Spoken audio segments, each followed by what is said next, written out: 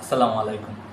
আজকে আমি আলোচনা করব চুরি এবং ডাকাতি এর শাস্তি এবং এই দুটি অপরাধের সংজ্ঞা সম্পর্কে। আসলে এই দুটি অপরাধ আমাদের দেশে অহরহ হয়ে থাকে। যারা এসব অপরাধ করে থাকে আসলে তারা হয়তো এই দুটি অপরাধের শাস্তি কী হতে পারে এই সম্পর্কে তাদের কোনো ধারণা নেই, বা তাদের কী পরিণতি হতে পারে এই সম্পর্কে তাদের ধারণা নেই।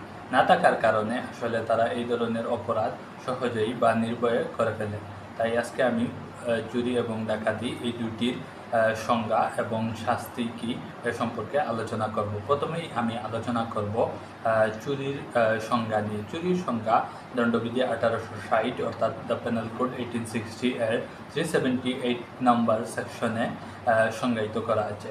চুরির সংজ্ঞা হচ্ছে যদি কোনো ব্যক্তি অন্য কোনো ব্যক্তির অস্থাবর সম্পত্তি ওই ব্যক্তির সম্মতি ছাড়া অসৎ উদ্দেশ্যে এক জায়গা থেকে অন্য জায়গায় সরিয়ে নেয় তাহলে সেটিকে চুরি বলে। চুরির শাস্তি দণ্ডবিধি 1860 এর 379 ধারায় সংজ্ঞায়িত বর্ণিত আছে। চুরির শাস্তি হচ্ছে কোনো ব্যক্তি যদি চুরি করে তাহলে তার শাস্তি হবে সর্বোচ্চ 3 বছরের সশ্রম বা বিনাশ্রম কারাদণ্ড অথবা অর্থদণ্ড অথবা উভয়দণ্ড।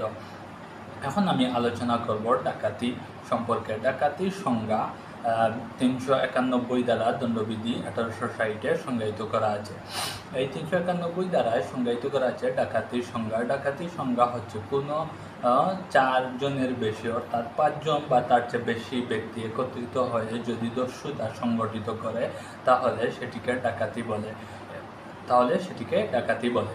এখন ডাকাতির সংজ্ঞা বললাম, এখন আমি ডাকাতির শাস্তি সম্পর্কে আপনাদেরকে বলবো।